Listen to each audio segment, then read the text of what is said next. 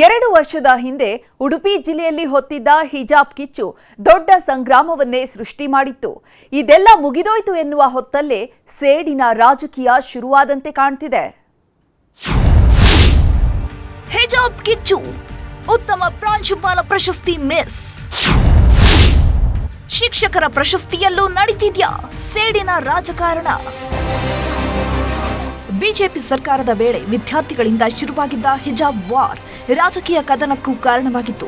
ಉಡುಪಿಯಲ್ಲಿ ಹೊತ್ತಿದ್ದ ಕಿಡಿ ರಾಷ್ಟ್ರವ್ಯಾಪಿ ಸದ್ದು ಮಾಡಿತ್ತು.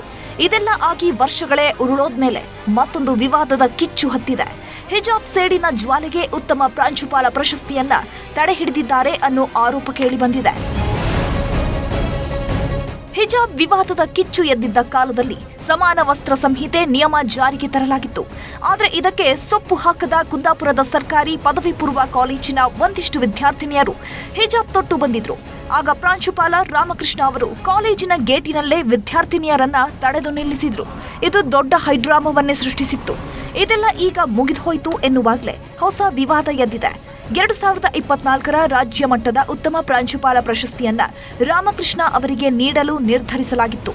ಆದರೆ ಇದ್ದಕ್ಕಿದ್ದಂತೆ ಇವರಿಗೆ ನೀಡಬೇಕಿದ್ದ ಪ್ರಶಸ್ತಿಗೆ ತಡೆ ನೀಡಿದ್ದಾರೆ. ಇದು ಬಿಜೆಪಿ ನಾಯಕರ ಕಣ್ಣು ಕೆಂಪಗಾಗಿಸಿದೆ. ಕೇವಲ ಅವರ ಶಾಲೆಯ ಶಿಸ್ತನ್ನು ಕಾಪಾಡಿದ್ದಕ್ಕಾಗಿ ಈ ರೀತಿಯ ಅವರಿಗೆ ಅವಮಾನ ಮಾಡುವುದು ಸರಿಯಾದ ಒಂದು ವ್ಯವಸ್ಥೆ ಅಲ್ಲ. ಸಿದ್ದರಾಮಯ್ಯ ಸರ್ಕಾರ ಬಹಳ ಬೇಸರ ಆಗ್ತದೆ. ಈ ರೀತಿಯ ಮುಂಡುತನದ ಒಂದು ಕೆಲಸ ಕಾರ್ಯಗಳು ಮಾಡುವುದು ಸರಿಯಲ್ಲ. ಗುಣಮಟ್ಟದ ಶಿಕ್ಷಣ, ಶಿಸ್ತುಬದ್ಧ ವೃತ್ತಿ, ಕಾಲೇಜಿನ ಫಲಿತಾಂಶ, ಜೀವಮಾನದ ಸಾಧನೆ ಪರಿಗಣಿಸಿ ಪ್ರಶಸ್ತಿಗೆ ಆಯ್ಕೆ ಮಾಡಲಾಗಿತ್ತು. ಆದರೆ ಇದಕ್ಕೆ ಕೆಲ ಪ್ರಗತಿಪರರು, ಮುಸ್ಲಿಂ ನಾಯಕರು ಆಕ್ಷೇಪ ವ್ಯಕ್ತಪಡಿಸಿದ್ರು. ಇದರ ಬೆನ್ನಲ್ಲೇ ಈ ನಿರ್ಧಾರ ಹೊರಬಿದ್ದಿದೆ. ಈ ಬಗ್ಗೆ ಪ್ರತಿಕ್ರಿಯೆ ನೀಡಿದ ಸಚಿವ ಮಧು ಬಂಗಾರಪ್ಪ, ಪ್ರಾಂಶುಪಾಲರ ವರ್ತನೆ ಸರಿ ಇರಲಿಲ್ಲ ಅನ್ನೋ ಕಾರಣಕ್ಕೆ ತಡೆ ಹಿಡಿಯಲಾಗಿದೆ. ಈ ಬಗ್ಗೆ ವರದಿ ಬಂದ ಮೇಲೆ ಪ್ರಶಸ್ತಿ ಕೊಡಬೇಕೋ ಬೇಡವೋ ಅನ್ನೋ ನಿರ್ಧಾರ ಮಾಡ್ತೀವಿ ಎಂದಿದ್ದಾರೆ. ಅವರು ಒಂದು ಸರ್ಕಾರಿ ಆದೇಶವನ್ನ ಪಾಲನೆ ಮಾಡ್ತಕ್ಕಂಥ ಸಂದರ್ಭದಲ್ಲಿ ಅವ್ರ behaviour towards the teacher was in question. ಆಮೇಲೆ ಚರ್ಚೆ ಮಾಡಿ ಡಿಸಿಷನ್ ತಗೊಳ್ಬೇಕಂತ ನಾನು ಇಲಾಖೆಯವರಿಗೆ ಮತ್ತೆ ಬರೆದು ಕಳಿಸಿ. ಒಟ್ನಲ್ಲಿ ದ್ವೇಷದ ರಾಜಕಾರಣವೋ ಇನ್ನೊಂದೋ ಗೊತ್ತಿಲ್ಲ. ಆದ್ರೆ ಸರ್ಕಾರದ ನಡೆ ಸುತ್ತ ಹಿಜಾಬ್ ಅನುಮಾನ ಕಾಡ್ತಿರೋದಂತೂ ಸುಳ್ಳಲ್ಲ. ಗಣೇಶ್ ಸೈಬ್ರಕಟ್ಟೆ, ನ್ಯೂಸ್ 18 ಉಡುಪಿ. ಕನ್ನಡಿಗರ ಮೆಚ್ಚಿನ ನಿಮ್ಮ ನ್ಯೂಸ್ 18 ಕನ್ನಡ ಈಗ ವಾಟ್ಸ್ಆಪ್ನಲ್ಲಿಯೂ ಲಭ್ಯ.